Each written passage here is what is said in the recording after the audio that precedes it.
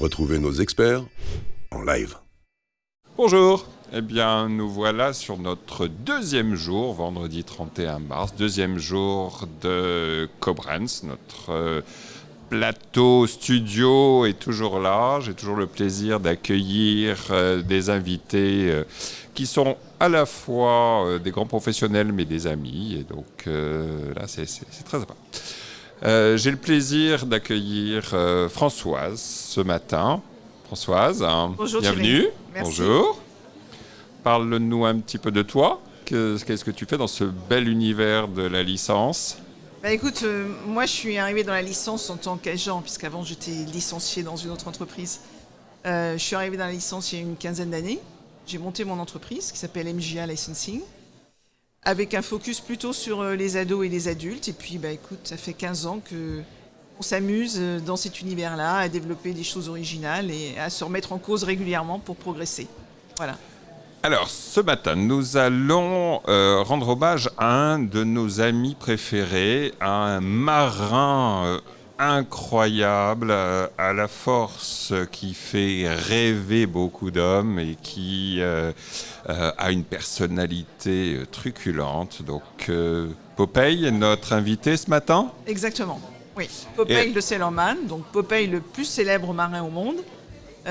Qui a décidé de s'attaquer à la protection des océans. Magnifique. Alors, je veux en savoir plus. Là. Raconte-nous. Bah, écoute, c'est assez amusant parce qu'en fait, quand ma société a repris les droits de Popeye, j'avais vu que les Américains, parce que c'était un ayant droit américain, étaient à la recherche d'un partenariat dans ce domaine-là, de protection des océans. Bon. Donc, s'impliquer dans une cause mondiale qui fait sens. Ouais, par rapport au personnage. Magnifique. Donc, le projet était vraiment sympa, mais il n'y avait pas de partenariat vraiment mis en place. Et puis, je vois dans un magazine un article qui parle d'Yvan Bourgnon. Donc, les Bourgnons, c'est une famille célèbre de navigateurs. Bien sûr. Yvan Bourgnon qui explique que quand il était enfant, il a fait le tour du monde avec ses parents et que c'était une expérience fantastique. Que 20 ans après, il a voulu refaire ça avec ses enfants et qu'il a passé son temps à pousser les plastiques qui flottaient autour de son bateau. En rentrant sur Terre, il s'est dit mais on ne peut pas continuer comme ça. Et donc, il a monté une association qui s'appelle The Sea Cleaners, comme le nom l'indique, qui a comme objectif de nettoyer les océans. Donc je me suis dit mais ça c'est le parfait deal pour Popeye, enfin parfait partenaire. Donc Yvan, il ressemble un peu à Popeye sur certains aspects, tu vois. Et donc, je ne le connaissais pas, je lui ai écrit sur les réseaux. Et il me répond dans les 24 heures, oui, c'est une très bonne idée, mais là, je suis en mer, je termine une course, donc recontactez-moi dans 48 heures. Ce que je fais. Et écoute, ça va vite parce que nous, c'est notre boîte, quoi. Et les Américains sont super réactifs sur ça. Et l'équipe de The Sea Cleaners, on l'a vu par la suite, sont toujours des gens qui, dans les décisions, vont aussi très très vite. Et donc, on a monté ce partenariat entre The Sea Cleaners et Popeye, qui est un partenariat long terme, c'est-à-dire qui dure plusieurs années, qui est un partenariat mondial, avec deux volets. Un premier qui est qu'on leur met à disposition l'image de Popeye pour toute leur communication.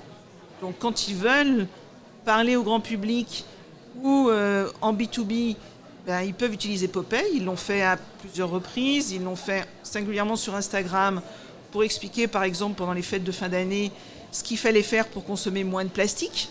Très bien. Éviter la vaisselle jetable, créer soi-même ses propres emballages cadeaux, faire ses décos de Noël, enfin voilà, tout ce genre de petites astuces. Donc, c'était Popeye, Olive, Brutus et Mimosa qui expliquaient ça. Toute la famille a été réquisitionnée dans la cause. Ils prennent ce qu'ils veulent. Voilà, donc s'il faut boxer les plastiques et qu'on préfère prendre Brutus que Popeye, ils y vont. Et ils l'ont fait aussi au moment de l'été pour expliquer aux plongeurs comment il faut bien se conduire, aux gens qui mettent de la crème solaire que c'est bien de ne pas laisser traîner sa bouteille. Enfin voilà, ce genre d'idées pratiques, principalement sur les réseaux. Donc ça, c'est ce qu'ils peuvent faire eux. Et nous, en contrepartie, on peut monter des partenariats, donc en fait tripartites, à licencier, The Sea Cleaners et Popeye, ou sur des produits, alors c'est plus notre métier, tu vois, sur de la licence, on va mettre en avant l'image de Popeye et la cause de The Sea Cleaners. D'accord. Alors vraiment, j'adore là, cette espèce d'ouverture que tu donnes à ton métier. d'être vraiment dans l'actualité, l'opportunisme et l'ouverture d'esprit, parce que là, on sort des champs battus traditionnels, de l'exploitation d'une licence, d'une image, pour aller sur une cause, pour aller sur des choses beaucoup plus durables aussi, et donner un accent, une vie à un personnage, à un univers si proche de nous. Alors, ça c'est... C'est peut-être une question de maturité, c'est-à-dire qu'à un moment donné, tu as envie de faire des choses qui font plus de sens, tu vois. Et là, l'écologie, en fait, tout au moins la protection des océans, moi je suis bretonne, donc c'est quelque chose qui me parle énormément. Oui. La protection des océans, c'est effectivement une vraie cause et c'est vital pour chacun d'entre nous.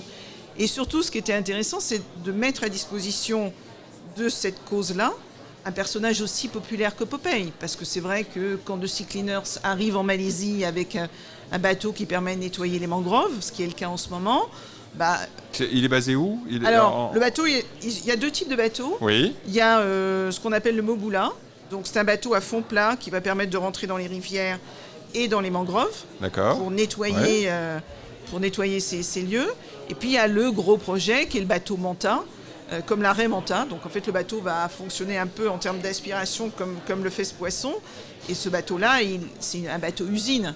Donc il y a 3 chantiers qui travaillent dessus et il va être mis à flot fin 2024, début 2025. D'accord. Est-ce que la sirène des bateaux a été adaptée au célèbre sifflet du bateau de Popeye? Tu sais qu'avant toi, on n'y a pas pensé, mais c'est une super idée.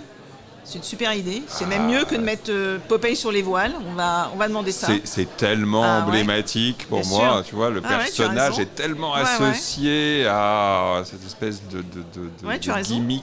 Super idée. Ouais. Bon. Génial. Très bien. Alors, sur cette super idée, on va revenir sur notre plateau Koblenz. Comment as-tu vécu la journée d'hier? Écoute, très bien, parce que d'abord, c'est un plaisir de venir ici. Merci. L'organisation, plaisir de t'accueillir toujours. Voilà, l'organisation est toujours impeccable. En plus, moi, je n'habite pas très loin, donc c'est presque comme à la maison. On est en plein centre de Paris. On vous rappelle la place Victor Hugo, tout près de la Tour Eiffel. Voilà, donc on a nos marques ici. Et puis, effectivement, hier, c'était une journée dense. Oui, on a reçu beaucoup de visiteurs. Voilà. J'ai pas pu décoller de mon siège, mais c'est plutôt une bonne chose. Tu es là pour ça. Et voilà, on voit des nouveaux marchés qui émergent, on voit des nouveaux acteurs qui viennent. Donc franchement, ça remplit vraiment les objectifs qu'on a. Et le tout dans une ambiance à la fois professionnelle et chaleureuse et amicale. Franchement, c'est un combo plus que gagnant, quoi. Bon, on va partager un plat d'épinards, là, tout à l'heure, pour le déjeuner. Ouais, allons-y, on va peut-être mettre un peu de trucs autour. Ok, merci Françoise. Merci. Moi, Thierry, je te remercie. À bientôt. Au revoir. Koblenz, le salon incontournable, le 30 et le 31 mars, à Paris, en France, au bord de la Seine, là où il y a les JO. Enfin, vous trouverez.